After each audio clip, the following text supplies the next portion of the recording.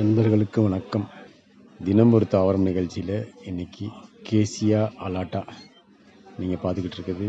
Kezia அலாட்டா சீமை அகத்தி செடியை பற்றி பார்க்க போகிறோம். இதோட இன்னொரு பேர் வண்டுக்கொல்லின்னு சொல்லுவாங்க. இதோட பூக்கள் பார்க்குறதுக்கு கேண்டில் மாதிரி இருக்கும், பார்க்குறதுக்கு ரொம்ப அழகான கேண்டில் மாதிரி இருக்கும் பார்க்குறதுக்கு. அதனால் இது கேண்டில் ஃப்ளவர்னு சொல்லுவாங்க.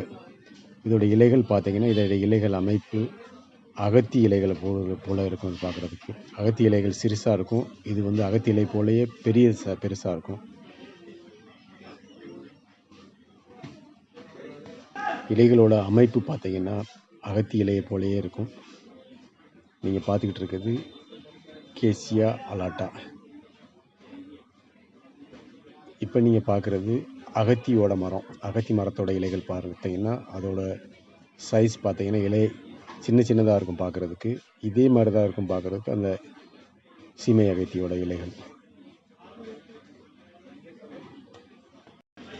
சீமை அகத்தியோட வடமொழி பேர் அட்கைஜின்னு சொல்லுவாங்க. இதில் இதோட இலைகள், இதோட பூக்கள், இதோட வேர் எல்லாத்துலேயும் மருத்துவ குணங்கள் அதிகமாக இருக்குது. நீங்கள் பார்த்துக்கிட்டு இருக்கிறது சீமை அகத்தியோட பூ. பார்க்குறதுக்கு கேண்டில் மாதிரி இருக்கும். இது ஒரு பெரிய பூ. இந்த பூவிலேருந்து பூவோட இதழ்கள் மட்டும் ஒரு 10லேருந்து 20 இதழ்கள் ஒரு வேலைக்கு எடுத்துக்கிட்டு அதோட ஒரு 1/4 கரண்டி சுக்குப்பொடி, ஒரு 5லேருந்து 10 மிளகு தட்டி போட்டு, ஒரு லவங்கம் கிராம்பு போட்டு, அதோட கொஞ்சம் சர்க்கரை போட்டு நீரிட்டு காய்ச்சி வடிகட்டி குடிச்சிட்டு வரனால சளி இருமலை இது சரி செய்யும். அது மட்டும் இல்லாமல் நெஞ்சக சளியை கரைச்சி வெளியேற்றும். ஆஸ்துமாவுக்கு இது ஒரு நல்ல மருந்து. மூச்சு திணறலை சரி செய்யக்கூடியது. நண்பர்களே, கேசியா அலாட்டா சீமை அகத்தியோட துளிர் இலைகளாக ஒரு 5லேருந்து 6 இலைகள் எடுத்துக்கிட்டு அதோட நீரிட்டு காய்ச்சி வடிகட்டி குடிச்சிட்டு வரனால மலச்சிக்கலை போக்கும், உடல் எடையை குறைக்கிறதுக்கு உதவும். தோல் நோய்களுக்கு இது ஒரு நல்ல உள்மருந்தாகும். அது மட்டும் இல்லாமல் இதே தண்ணீரால் சீமை அகத்தியோட இலைகளை நீரிட்டு காய்ச்சி வடிகட்டி அந்த தண்ணீரால் புண்களை கழுவிட்டு வரனால பழைய ஆறாத புண்கள் ஆறும். அது மட்டும் இல்லாமல் சீமை அகத்தியோட இலை தீரை தலையில் தடவி கொஞ்ச நேரம் கழித்து குளிக்கிறனால தலைமுடி உதிர்வது சரியாகும். புது முடி முளைக்க ஆரம்பிக்கும். தலை பொடுகு சரியாகும். நண்பர்களே, சீமை அகத்தியோட இலையை அரைச்சி சாறு எடுத்து அதோட எலுமிச்சம் சாறு கலந்து தேமல் உள்ள இடங்கள்லையும் சேற்றுப்புண் உள்ள இடங்கள்லையும் தொடர்ந்து போட்டுட்டு வரனால வெகு சீக்கிரம் சரியாகும்.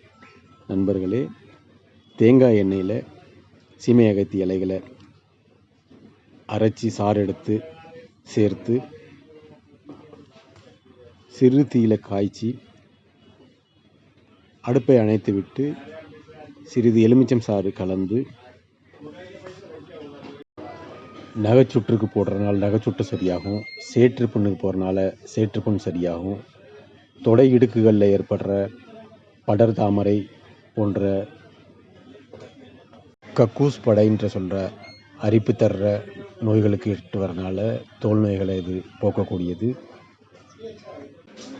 நண்பர்களே, பெண்களுக்கு வெள்ளைப்போக்கு ஏற்படுற நேரத்தில் அவங்களோட பிறப்புறுப்பில் அரிப்பு ஏற்படும், இன்ஃபெக்ஷன் ஆகும்.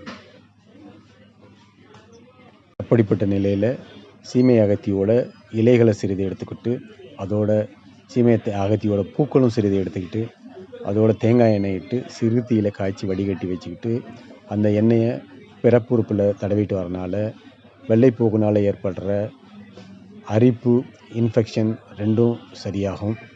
ஈஸ்ட் இன்ஃபெக்ஷனுக்கு இது ஒரு நல்ல மருந்து. இதே எண்ணெயை ஆண்குறியில் ஏற்படுற கொப்பளங்களுக்கு போட்டு வரனால ஆண்குறியில் ஏற்படுற கொப்பளங்கள், புண்கள் ஆறும். நண்பர்களே, சீமை அகத்தியோட பூக்களை தீநீராக்கி குடிக்கிறதுனால உடலுக்கு தங்க சத்து கிடைக்கும்.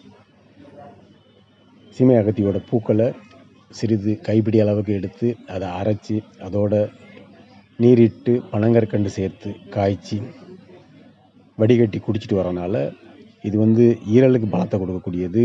ஃபேட்டி லிவர்னு சொல்கிற ஈரல் வீக்கத்தை இது சரி செய்யக்கூடியது. இது ஒரு டையூரிக் ஆகும், யூரினை நல்லா வெளியேற்றக்கூடியது. சிறுநீர் பெருக்கியாக திகழக்கூடியது. யூரினரி ட்ராக்டில் ஏற்படுற இன்ஃபெக்ஷனை சரி செய்யக்கூடியது. சிறுநீர் தாரையில் ஏற்படுற தொற்றுகளை சரி செய்யக்கூடியது.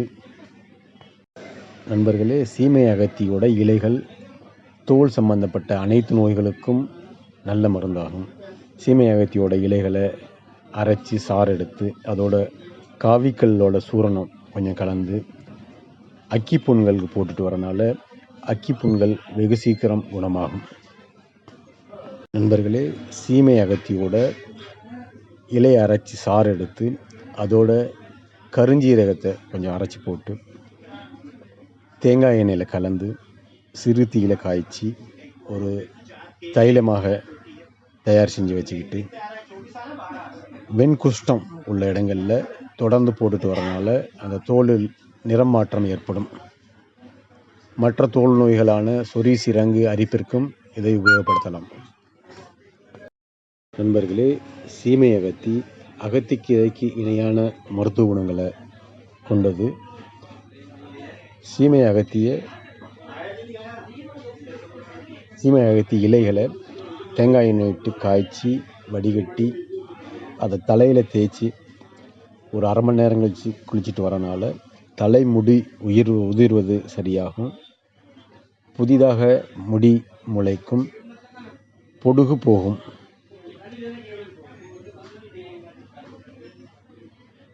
சீமை அகத்தியோட பூக்களை எடுத்து தேங்காய் எண்ணெய் இட்டு காய்ச்சி உடலில் உள்ள மங்கு மறு உள்ள இடங்களில் போட்டுட்டு வரனால வெகு சீக்கிரம் சரியாகும். நண்பர்களே, சீமை அகத்தியோட துளிர் இலைகள் ஒரு 2லேருந்து 5 இலைகள் எடுத்துக்கிட்டு அதோட ஒரு சீமை அகத்தியோட பூக்கள் ஒரு 5லேருந்து 10 பூவோட இதழ்கள் போட்டு ஒரு சிறு துண்டு இஞ்சி, ஒரு 1/4 கரண்டி சீரகம் விட்டு காய்ச்சி வடிகட்டி தேன் கலந்து குடிச்சிட்டு வரனால தொண்டை வலி இது சரி செய்யக்கூடியது. சளி, இருமலை இது சரி செய்யக்கூடியது. நுரையீரலில் தேங்கியுள்ள சளியை கரைத்து வெளியேற்றக்கூடியது. ஆஸ்துமாவுக்கு நல்ல மருந்து, தோல் நோய்களுக்கு நல்ல உள் மருந்தாகும். நண்பர்களே, சீமை அகத்தி இலையோட எலுமிச்சை சாறு கலந்து அரைத்து பசையாக்கி தேள், வண்டு, தேனீ கடித்த இடங்களில் வைத்து கட்டுவதால் வலி, வீக்கம் சரியாகும், விஷம் இறங்கும்.